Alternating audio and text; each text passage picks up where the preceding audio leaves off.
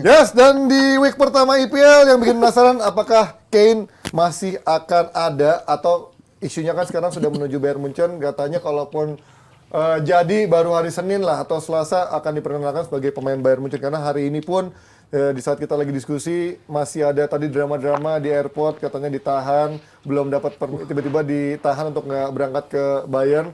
Tapi jadwal tes medisnya tetap dijadwalkan untuk Harry Kane sendiri. Kalau melihat dari tarik ulur drama Harry Kane ini, Fir, lo melihatnya ini apa yang terjadi dengan Levy? Kok dia akhirnya mau luluh, tapi kayaknya mulai keganggu juga gitu. Nih, jangan deh, kalau mungkin dia kaget lihat Caicedo, 110 juta, Kane 200 juta nih harusnya gitu kan. Enggak, ke Levy kan gitu ya, dia emang selalu main hardball, tapi dengan dia berani menjual si dikasih. Hardball. Mulai ini Bener menjual- dong. bener, Suhu bener. udaranya dingin. Kok dua Iya, tadi? harus keras Kok dua? mainnya, Iya. hardball. Dua, ya, oke. Dia kan melihat salah satu yang jadi perhatian tadi emang adalah suara keras dari supporter Tottenham ya di Daily Mail apa di salah satu media Inggris dibilang, Levy kamu pengecut karena menerima tawaran Bayern sedekat ini dengan mulai musim. Karena si Kane sendiri juga dia bilang karena dia tuh mau semua urusan transfer ini diberesin sebelum pertandingan pertama timnya itu hari Minggu ini ya. Dia ingin semuanya beres before then, either dia pergi atau dia stay. Of course dia pingin stay ya, karena Postecoglou kita lihat sepanjang pramusim mainnya ofensif, mainnya jauh lebih proaktif ketimbang pelatih-pelatih sebelumnya. Perubahan gaya banget, tapi tentu di Bayern dia akan punya insentif ya besar juga bagi dia pergi ke Bayern, bayarannya lebih besar, prospek dia untuk mengangkat trofi domestik itu udah hampir certain, 11 gelar beruntun Bundesliga. Sementara Bayern juga adalah penantang serius untuk Liga Champions setiap tahunnya, every year. Bukan hanya sekali-sekali kayak Pasti apa yang ada di Tottenham tiga lakukan. besar, pasti ada deh. Iya pasti ada, at least semifinal gitu. Bayern selalu ada di equation itu, apalagi dengan pemain seperti Kane. Belum lagi insentif untuk apa ya, mungkin menyamai atau mengejar pencapaian yang Robert Lewandowski bisa lakukan. 41 gol dalam semusim di Bundesliga, gue bilang Kane bisa sih lewatin itu ya. Belum lagi dia bisa ini, umur dia udah nggak muda lagi. 30 pas. Dia merawat cedera ankle, dia kadang main dengan ankle yang sakit, dia tetap paksain main. Sementara di Bundesliga hanya 34 pekan, Ada ada Boxing Day, nggak winter ada break lagi. lagi. Iya, nggak Ada ada. Boxing Day Banyak lagi. sebenarnya insentif dia untuk pergi ke sana. Nah, tapi kalau kita ngomongin soal bagaimana Munchen tanpa striker itu gimana? Life after Lewandowski-nya apakah memang separah itu? Kita nggak usah ngomongin tahun lalu lah. Tapi 2 tahun, 3 tahun terakhir gimana, Mas? Lewandowski baru kemarin Tahun ya? lalu ya. Iya. Tapi itu pun juga maksud gua kalau ada narasi kan dibangun oleh Carragher dan kawan-kawan, Munchen ada atau tidak ada Harry Kane nggak akan juara. Sementara buat Harry Kane sendiri dia Nggak akan juara champion. Hah? Apa? Juara. Ada atau ada Munchen akan juara maksudnya, akan juara. juara liga gitu Iya, kan. Sementara Harry Kane mau ke Munchen apa enggak pun nggak akan begitu ngaruh banyak buat Bayern Munchen. Itu narasi yang dibangun menurut lo sebuah narasi yang dibangun oleh orang Inggris supaya Kane di Inggris atau menurut lo emang gimana menurut lo di Iya. Munchen sendiri? Kayaknya semua orang Inggris nyayangin itu ya, karena mereka berharap rekornya Shearer akan pecah sama Nah, dia. iya, Dan gue rasa dalam 2 tahun kalau selisih 43 gol, 43, iya, 48, ya pasti, 48, ya pasti 360 akan lepas, sama akan bisa dilewatin lah sama Kane. Ya cuman kan Kane punya ambisi pribadi tentunya. Dia pengen gimana sih rasanya gue ngangkat trofi gitu, trofi Kemarin prestisius. udah Kan iya, Tiger Tiger Stars ya. Gue pikir kemarin pramusim Prestisius dan ya itu tadi lo tampil di Liga Champion dengan label tim unggulan gitu. Dia nggak pernah merasakan itu. Dia sampai ke final oke sama Spurs, tapi ya kalah itu kan seperti sebuah kejutan gitu ya. Cuma kali ini lo betul-betul menjadi unggulan di setiap turnamennya. turnamennya. Dan kalau kita ngelihat Munchen musim kemarin harusnya sih nggak juara. Kalau Dortmund nggak sebodoh itu, mereka cukup menang di pertandingan terakhir, tapi ada nggak bisa menang. Ya itu gue rasa itu sebuah sebuah bukti bahwa lu masih butuh striker nomor 9. Lu ada Lewandowski sama lu nggak ada Lewandowski, gaya bermainnya tuh jauh beda. Lu punya poacher di depannya selalu bisa mencetak gol, jaminan mencetak gol, bentuk bola apa yang lo kirim ke dalam kotak penalti. Ini kan mirip Lewandowski dengan Kane, gue rasa on par lah, sama lah dua pemain ini. Bola atas dia bisa, kaki kiri dia bisa, kaki kanan dia bisa, semuanya bisa. Asis pun bisa, mungkin tambahannya.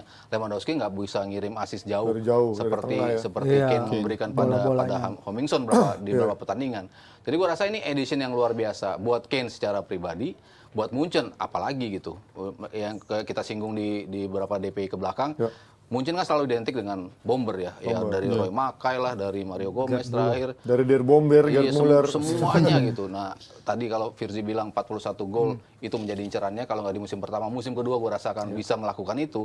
Tapi yang dia incer sekarang adalah debut dengan lebih dari 30 gol. 30 gol adalah rekor Bundesliga di satu musim. Gerd Müller buat 30 gol sebagai debutan. Klaas-Jan Huntelaar juga buat 29 gol. Jadi gue rasa ini ambisi pribadi bagi Kane juga untuk mencetak 30 atau 31 gol. Tapi sayangnya kita jadi nggak bisa ngelihat trio Sané, Mané, Kane karena Mané-nya udah cabut. Tapi yang jelas Sané dibeli, gue bilang Sané biasa-biasa aja, ternyata nggak menjadi pemain yang benar spektakuler di Munchen.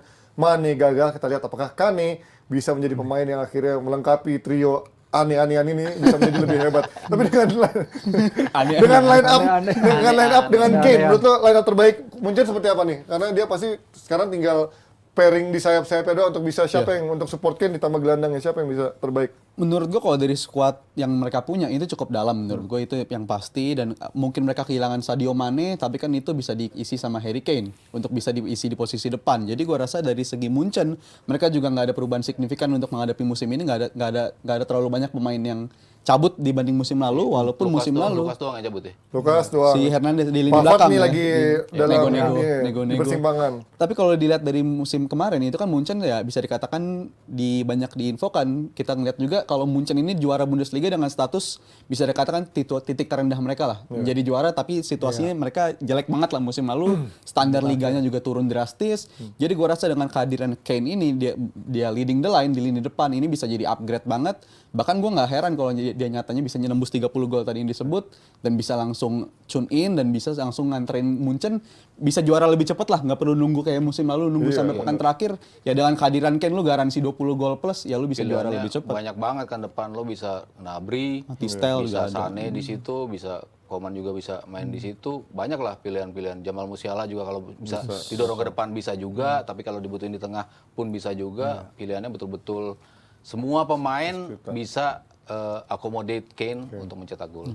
Kayaknya nggak perlu Harry Kane ya, 100 juta. Ivan Toney walaupun akan lagi kena kasus judi kayaknya bisa ya, tetap Munchen Ivan tetap Toney juara mah ya. coba moting. Jago, iya, apalagi hari. Tapi menarik nih kalau ngomongin Munchen ini kan kita udah otomatis nih ngeliat Munchen dengan adanya Kane udah otomatis pasti juara nih kayaknya Bayern Munchen. Tapi kalau ngeliat dari kipernya justru ada tanda tanya nih, siapa yang menjadi kiper Munchen musim depan dengan Neuer masih diragukan, bahkan katanya masih bergetar ketika megang bola dalam posisi tertentu gitu, melempar pun juga belum bisa bagus gitu, karena kecelakaan ski kan. Dan Sommer sudah ke Inter, dan isunya De Gea, Bono, Rulli, sampai Kepa, mana nih Fir yang menurut lo paling mungkin? Kalau Sky Sports bilang sih ini targetnya Tuchel sekarang adalah Kepa ya. Karena itu dia pernah kerja sama bareng, dia ngerti cara mainnya Kepa, secara pribadi kayaknya cocok Tapi mereka bukan yang berdua. ngegusur Kepa tuh bukan yang Tuchel ya? Tuchel juga Ya kan main datang di- ke Iya, Bayern kan, tapi ya? ternyata dia pingin nih. Ternyata dia pingin lagi. Ternyata mungkin apa yang nggak terjadi di Chelsea ketika itu sekarang mungkin dia lihat kan karena Kepa kan paruh kedua musim lalu ada perkembangan signifikan juga tuh. Iya sih. Luar biasa juga.